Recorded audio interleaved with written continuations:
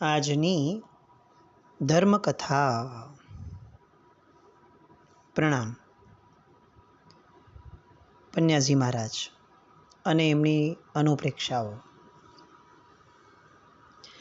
જીવનના શ્રેષ્ઠતમ સ્વાધ્યાયોમાંનો એક.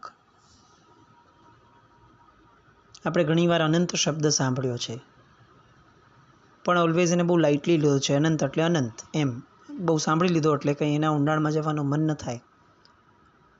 પણ પન્યાજી મહારાજની નવકાર માટેની અનુપ્રેક્ષાઓ સાંભળીને ત્યારે જેન્યુઇનલી એમ સમજાય કે એ અનંત છે. એમની અનુપ્રેક્ષાઓનો કોઈ અંત નથી લાગતો. એક એક શબ્દો સાંભળીએ અને આપણને એમ લાગે કે આપણા મહિનાઓ, વર્ષો જિંદગીના જેન્યુઇનલી વેસ્ટ છે, કે જેમાં આપણે નમસ્કાર મહામંત્રના પણ આટલા ઊંડાણમાં ન જઈ શક્યા. આપણે 2 પ્રતિક્રમણ, 5 પ્રતિક્રમણ, 9 સ્મરણ, પ્રકરણ, આ બધું ભણવા માટેનો આમ વસવસો છે કે આપણે ન ભણી શક્યા. સારો છે વસવસો, ના નથી, પણ સૌથી મોટો વસવસો આ હોવો જોઈએ કે આપણે પ્રાથમિક સૂત્ર જેને કહી શકાય, જે બાળપણ જન્મથી આપણને મળ્યું છે, એવા નવકારના ઊંડાણમાં આપણે ન જઈ શક્યા. એનો વસવસો અત્યારે આ ક્ષણે જ્યારે સાહેબને વાંચીએ છીએ ત્યારે થાય છે. આપણે રેસમાં લાગ્યા છીએ, સૂત્રો ભણી લેવા છે, કંઈક ગણી લેવું છે, આટલા કરોડ આ, આટલા લાખ આ, આટલા હજાર આ. પણ આ રેસ આપણને આગળ વધારતી જ નથી. બળદ હોય ને, એ ચિક્કાર ચાલે જ્યારે ઘાણી પીલતો હોય ત્યારે. એન્ડ ઓફ ધ ડે એ ત્યાંનો ત્યાં જ હોય.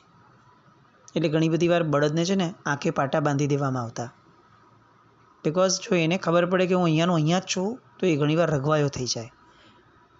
બટ અલ્ટિમેટલી એ કેટલાય ડગલાઓની, કેટલા કિલોમીટર ચાલે એટલા ડગલાઓ ચાલ્યા પછી પણ અંતે એ ત્યાંનો ત્યાં જ હોય છે. આપણે આપણા ધર્મને ચોક્કસપણે વિચારવો જોઈએ. ચિક્કાર ધર્મક્રિયાઓ કરવા છતાં શું આપણે ત્યાંને ત્યાં જ નથી? ચિક્કાર શ્રુત જ્ઞાનની આરાધના કરવા છતાં શું હજી આપણે નવકાર જેવા પદની અંદરમાં પણ સ્થિર થયા એવું કહી શકશું?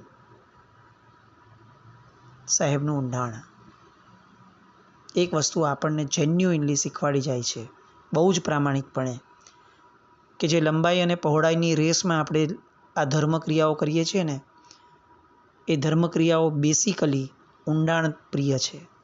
એને લંબાઈ અને પહોળાઈ સાથે કાંઈ લાગતું વળગતું જ નથી.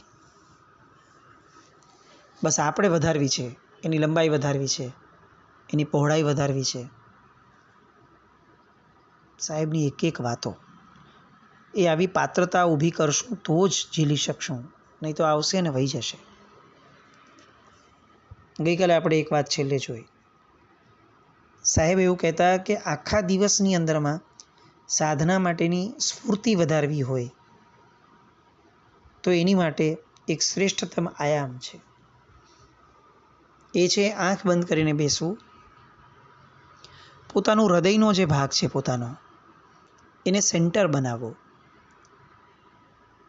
એ સેન્ટરની આજુબાજુ એક કમળ ઉગાડવું. કલ્પના કરવી કમળની, 8 પાંખડીઓવાળું કમળ. હૃદયની ઉપર પહેલું, પછી એની બાજુમાં બીજું, લેફ્ટથી ક્લોકવાઇઝ, એન્ટી ક્લોકવાઇઝ જવાનો ભાવ નહીં, પણ એ રીતે ક્લોકવાઇઝમાં 8 કમળને ધારવા. હૃદયની અંદર એક કમળ છે આવું જોવું, અને પછી એક એક કમળની પાંખડીઓની અંદરમાં એક એક પદને સ્થાપિત કરવા. સેન્ટરનું પદ, એમાં નમો અરિહંતાણમ લખીને આવે, પછી નમો સિદ્ધાણમ, પછી નમો આયર્યાણમ, પછી નમો વજ્જાયાણમ. આમ 8 પાંખડીઓ અને સેન્ટરનું પદ, નવકાર એ આખો ને આખો હૃદયના કમળની અંદરમાં સ્થાપિત થાય. હવે જેવો એ નવકાર સ્થાપિત થયો અને એમાં 108 નવકાર ગણ્યા, પછીથી સાધના માટે જે સ્ફૂર્તિ આવે એ કંઈક વિશેષ હોય.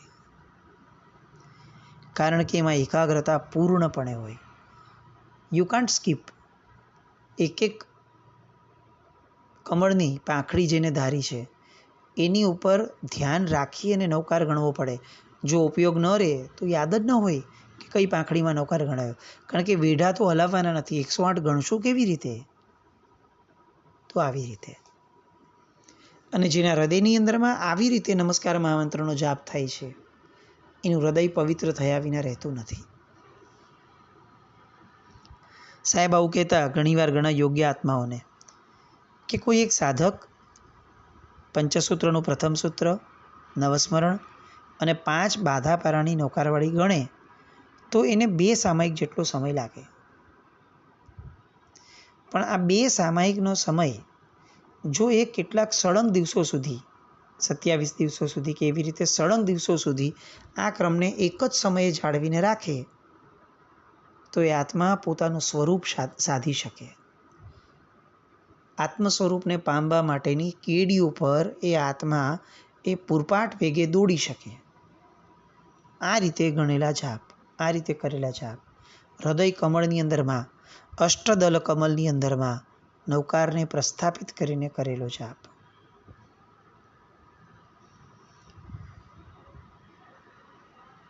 પૂછતા કેટલાક લોકો કે સાહેબ નૌકાર દ્વારા બીજું શું થઈ શકે? નૌકારનું રિઝલ્ટ શું? તો સાહેબ એવું કહેતા કે જે નમસ્કારના ભાવ સાથે નૌકાર ગણે છે એના 2 દોષ કમ્પલસરી નાશ પામે.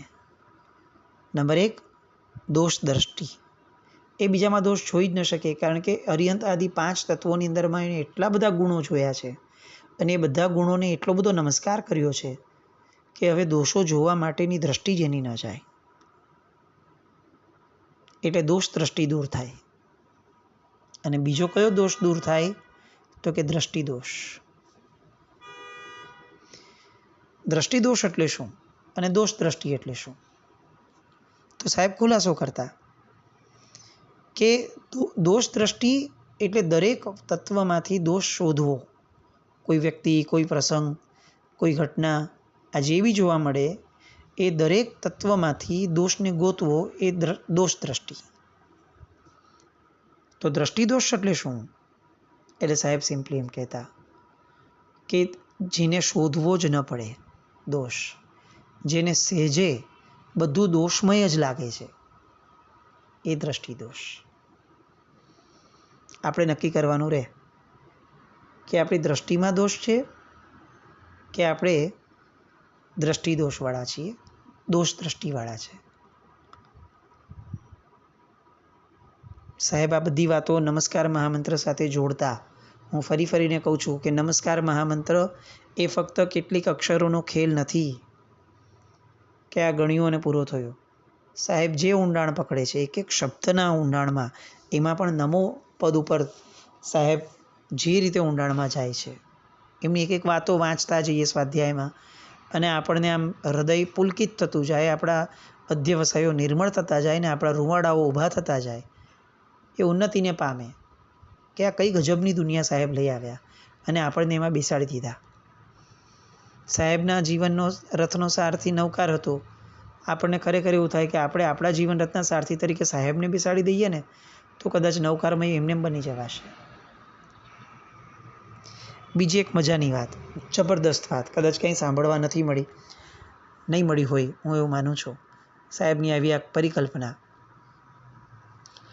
5 અક્ષર નૌકારના, એ 5 અક્ષરની અંદરમાં 5 તીર્થ આવી ગયા. કઈ રીતે? તો કે અરિયંતનું આદ્ય અક્ષર અ, એ અ એટલે અષ્ટાપદ તીર્થ. સિદ્ધનો આદ્ય અક્ષર સી, તો એ સિદ્ધાચલ તીર્થ. આચાર્યનો આદ્ય અક્ષર આ, તો એ આબુજી તીર્થ. ઉપાધ્યાયનો આદ્ય અક્ષર ઉ એટલે ઉજ્જયંત તીર્થ, ગિરનારજી. અને સાધુનો સ એટલે સમેત શિખર તીર્થ. આ 5 મહાતીર્થો, શાશ્વત કલ્પનાઓ, જે આપણી એ તીર્થો માટેનો બહુમાન જે આપણો છે. શાસ્ત્રકાર ભગવંતોએ દરેક જગ્યાઓએ આ 5 તીર્થનો મહિમા વર્ણવ્યો છે. આપણે ચાતુર્માસના દેવવંદન કરીએ ને ત્યારે પણ આ 5 તીર્થોના ચૈત્યવંદન આપણે ગાઈએ છીએ. એ પાંચેય તીર્થો એમનું સ્મરણ નિત્યપણે કરવું હોય તો નવકાર ગણવાના. નવકારના 5 અક્ષરના આદ્ય અક્ષરની અંદર જ આ પાંચેય તીર્થોનું સ્મરણ આવી જાય છે. શું એક વાતો સાહેબની. હજી એક સરસ વાત સાહેબે, આ લોજિકલી ને ટેકનિકલી કરેલી વાત. નવકારનો એક અક્ષર એ 7 સાગરોપમના પાપને નાશ પામાડે છે. એક અક્ષરથી 7 સાગરોપમના પાપ નાશ પામે. તો એનું આખું જે પદ છે એ પદ વડે 50 સાગરોપમના પાપ નાશ પામે. અને હવે એક પદથી 50 સાગરોપમ અને આખો નવકાર એક સાથે ગણીએ તો કે 500 સાગરોપમના પાપ નષ્ટ થાય છે. અને એટલે શાસ્ત્રમાં આવો આયામ મૂક્યો છે કે જે ભવિજન 1,00,000 વાર નવકારને વિધિપૂર્વક ગણે તે ભવિજનને તીર્થંકર નામ કર્મ ઉપાર્જન થાય છે. જેણે જીવનમાં 1,00,000 નવકાર ગણ્યા છે એની માટે સાહેબ બહુ એક સરસ મજાની વાત કરે છે કે અંત સમયે એ વ્યક્તિના 10 પ્રાણો એ પંચ નમસ્કારની સાથે વિદાય લે છે. એટલે શું થયું કે મોક્ષ તો કદાચ નથી પામવાનો, એનું સંઘયણ નથી, એટલે પણ એ મોક્ષ ન પામે તો છેવટે વૈમાનિક દેવ અવશ્ય પામે. એટલે 1,00,000 નવકાર ગણવાના જીવનમાં એનો ફાયદો શું? તો કે કમસે કમ વૈમાનિક દેવલોક પ્રાપ્ત થાય. હવે નવકારના જાપ કઈ રીતે કરવા? તો કહે છે કે એ કરમાળા દ્વારા કરવા, હાથેથી. શ્રેષ્ઠતમ જાપ કયા? તો કે હાથેથી કરેલા જાપ, આંગળીના વેઢા પર. એમાં કદાચ કોઈનું ધ્યાન નથી રહેતું તો પછી એને સૂતરની નવકારવાળી લેવાની. સૂતરની નવકારવાળી નથી ફાવતી તો પછી એને સુખડની નવકારવાળી લેવાની. આ ક્રમ છે. શ્રેષ્ઠ પદની સાધના કઈ આ શ્રેષ્ઠ રીતની? તો કે આંગળીના વેઢે જ ગણવું. નવકારવાળી એટલે નવકારવાળી લઈને જ બેસવું એવું નહીં, આંગળીના વેઢે ગણવું. પછી સેકન્ડ પ્રાયોરિટી તો કે સૂતર, અને થર્ડ પ્રાયોરિટી ઇઝ સુખડ. અને બીજી તો કોઈ પ્રાયોરિટી બીજા કોઈ તત્વની નવકારવાળીની સાહેબ આપતા નથી. કેવી રીતે બેસવું? વિધિ શું? તો કે સફેદ શુદ્ધ ઊનનું આસન લેવું, ઉત્તર પૂર્વ કે ઉત્તર દિશા તરફ બેસવાનું, શ્વેત વસ્ત્ર પરિધાન કરવાના. જાપ કરતા પહેલાં ચિત્તને શિવમસ્તુ સર્વ જગતની ભાવનાથી વાસિત કરવું. પછી દ્રષ્ટિને નાસિકાના અગ્રભાગ ઉપર સ્થાપવાની અને રોજ એક જ સરખા સમયે એક જ સ્થળે માનસ જાપ કરવાથી જાપજન્ય સત્વની સ્પર્શનાનો યોગ, અદ્ભુત યોગ રચાય છે અને ભાવ સમાધિમાં સરી પડવાનો આનંદ માણી શકાય છે. આ વિધિપૂર્વક જે વ્યક્તિ જાપ કરે તે વ્યક્તિ એ મોક્ષ ન પામે તો પણ કમસે કમ વૈમાનિક દેવલોકમાં અવશ્ય જાય જ. નવકારના લેખન વાંચનથી, એની તાલબદ્ધ ધૂનથી, પશ્ચાનુપૂર્વી નવકારના જાપથી, એટલે કે પડમમ હવૈ મંગલમ મંગલાણમ ચ સફેસીમ, એ રીતે પાછળના 9મા પદથી લઈને પહેલા પદ પર આપવાનું, એ જાપથી, અથવા અક્ષરોથી પશ્ચાનુપૂર્વી નવકારનો જાપ, લંગમમ ઇવહ મંડપ, આ જે શરૂ થાય પડમમ હવૈ મંગલમનું ઊંધું, લંગમમ ઇવહ મંડપ, આ રીતે કરી અને આખો નવકાર ઊંધેથી બોલો, શબ્દથી. આવું કરવાથી જે જાપ થાય તે તત્કાળ ફળ આપે. કારણ કે નવકારના જાપથી મનમાં એકાગ્રતા આવે છે. હજી એક સરસ વાત સાહેબ કરતા કે નવકાર જે છે એ આપણા શરીરના જે મુખ્ય 7 ચક્રો છે એને એની સાથે જોડવા જોઈએ. એક એક ચક્ર ઉપર નવકાર આપતા રહેવું અને એમ કરતાં કરતાં કરતાં નવકારને સતત એ ચક્રો સાથે તાદાત્મ્યમાં લાવવા. આ બધું કરવાથી શું થાય? તો કે મનમાં એકાગ્રતા વધે. બીજા શેનાથી, બીજી કઈ રીતે જાપ થઈ શકે? તમે એમ કહો છો કે તાલબદ્ધ રીતે થાય, લેખન વાંચનથી થાય, પશ્ચાનુપૂર્વીથી થાય, પદથી, પશ્ચાનુપૂર્વી શબ્દ અક્ષરોથી પણ થાય. હવે બીજે હજી કઈ રીતે નવકાર ગણી શકાય જીવનમાં? તો તો કે અનાનું પૂર્વીના જાપથી, અનાનું પૂર્વી એક પુસ્તક આવતું હોય, પદના નંબર આડાવડા લખેલા હોય, એના જાપથી પણ નવકાર થાય. એમ કરવાથી મનમાં એકાગ્રતા વધે. પછી બીજા કઈ 3 મુદ્રાઓથી થાય? તો કે કમલબદ્ધ રીતે નવકાર ગણવાથી એનો આત્યંતિક ફળ પ્રાપ્ત થાય. ત્રીજું શંખાવર્ત રીતે ગણવાથી, અને ચોથું નંદાવર્ત જાપથી કરવાથી. નંદાવર્ત જાપ એટલે શું? આપણે નંદાવર્ત દોરીએ છીએ તો જે આવર્તો રચાય છે નંદાવર્તની અંદરમાં, તે એક એક આવર્ત ઉપર એક એક નવકાર ગણવા અને એના દ્વારા યાદ રાખવું કે કેટલા નવકાર થયા. આપણે ત્યાં છે ને આંગળીના વેઢા ન ફરે, મોઢાની આપણા હોઠનું હલનચલન ન થાય, એને કૌશક કીધો છે. આપણે તો કાઉન્ટિંગ મશીન લઈને ઘણી બધી વાર ઘણા બેસી જતા હોય સંવત્સરીના દિવસે 40 શ્લોક 100 કૌશક ગાવે તો. પણ અહીંયા આ બધા અલગ અલગ આયામો છે.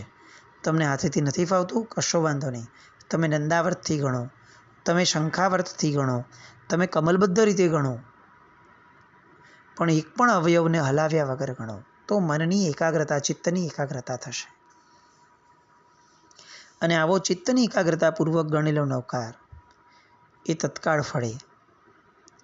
આદરમાંથી અહોભાવ જન્મે, દોષો અને દૂષણો દૂર થતા જાય, માન કશાય સૌથી પહેલો નિર્મૂળ થાય, અને પછી એના કારણે ક્રોધ, લોભ, માયા આ બધું ક્ષીણ થતું જાય.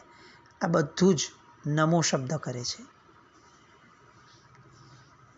એકવાર એક શ્રાવકે કુતૂહલથી પ્રશ્ન કર્યો સાહેબને કે જો સાહેબ આપણે એમ કહો છો કે નવકારમાં બધું જ છે અને બધામાં નવકાર છે, તો સાહેબ મને એક પ્રશ્નનો જવાબ આપો. હું સુખેથી બેઠો છું અત્યારે આ ક્ષણે, એમાં નવકાર વ્યાપ્તિ કેવી રીતે થઈ? તમે કહો છો કે બધામાં નવકાર છે, ચાલો હું આપને પૂછું છું સાહેબ કે હું સુખેથી બેઠો છું, આમાં નવકાર કેવી રીતે આવ્યો? એટલે હાજર જવાબી એવા સાહેબ તરત એમને જવાબ આપે છે કે તું સુખેથી બેઠો હોય ને એમાં પણ એનું મૂળ કારણ શું છે? તો કે પુણ્યાનુબંધી પુણ્યનો ઉદય. હવે આ પુણ્યબંધની તક જે છે એ તને શેના કારણે પ્રાપ્ત થઈ એની કલ્પના તું કરી શકે છે?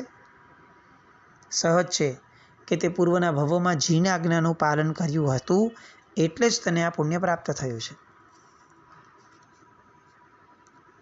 હવે આ આજ્ઞા પાલન જેણે જેણે કર્યું એ બધા લોકો અત્યારે ક્યાં છે અને કોણ છે? કયા કયા તત્વો છે કે જેણે આજ્ઞા પાલન કર્યું? તો કે સિદ્ધ ભગવંતો, આચાર્ય ભગવંતો જે કરી રહ્યા છે, ઉપાધ્યાય ભગવંતો જે કરી રહ્યા છે, સાધુ ભગવંતો જે કરી રહ્યા છે, આ બધા જ તત્વો એ આજ્ઞા પાલન એ દ્રઢપણે કરી રહ્યા છે. અને એટલે એ પાંચેયનો સમાવેશ જે નવકારમાં થયો એ નવકાર અત્યારે તારા આ સુખથી બેસવાની પાછળનું કારણ ગણાયો. કેવી અનુપ્રેક્ષા! ક્રમે ક્રમે એમણે ઘણા બધા ગ્રંથોના વાંચન કર્યા, ઘણા બધા ગ્રંથો લખ્યા પણ ખરા, પુસ્તકો આદિ. એમની અનુપ્રેક્ષા, એમની નમસ્કાર મીમાંસા, નમસ્કાર દોહન, પ્રાર્થના, ધર્મશ્રદ્ધા, દેવદર્શન, જૈન માર્ગની પીછાણ, પ્રતિમા પૂજન, જીન ભક્તિ, આરાધનાનો માર્ગ, તત્વદોહન, તત્વપ્રભા, મનન માધુરી, આત્મ ઉત્થાનના પ્રવચનો, આત્મ ઉત્થાનનો પાયો, અમી દ્રષ્ટિથી સંયમ દ્રષ્ટિ, આધ્યાત્મિક પત્રમાળાઓ, પ્રેરણાનું અમૃતપાન, તાત્વિક પત્રવેલી, નમસ્કાર ચિંતન યાત્રા, આવા અનેક ગ્રંથો પૂજ્યશ્રી દ્વારા આ સંઘને પ્રાપ્ત થયા. 2-3 દિવસ પહેલાં કેટલાકનો પ્રશ્ન હતો આ કે સાહેબનો સ્વાધ્યાય ક્યાંથી મળી શકે? તો સાહેબના સ્વાધ્યાયને માણવો હોય તો આ બધા જ પુસ્તકો જેના નામો લેવાયા એ બધા જ પુસ્તકોને માણવા રહ્યા. એ માણશું તો જ ખરા અર્થની અંદરમાં સાહેબને સ્પર્શી શકશું. પંચપરમેષ્ઠીનો નમસ્કાર એ પાપ ધ્વંસ અને કર્મક્ષયના અનન્ય સાધન અને સર્વોત્કૃષ્ટ ભાવ મંગળ સ્વરૂપ છે એમ નવકાર મંત્રની ચૂલિકામાં ફરમાવ્યું છે. હજી એક અનુપ્રેક્ષા, 8 સિદ્ધિઓ જે છે એ આ મહામંત્રની અંદરમાં સમાયેલી છે. એ 8 સિદ્ધિઓ કઈ અને કયા કયા પદમાં કઈ કઈ સિદ્ધિઓ છુપાયેલી છે એની જાણકારી, એ બધી દિશા તરફ આવતીકાલે આગળ વધીએ. જીની આજ્ઞા વિરુદ્ધ કંઈ પણ બોલાયું હોય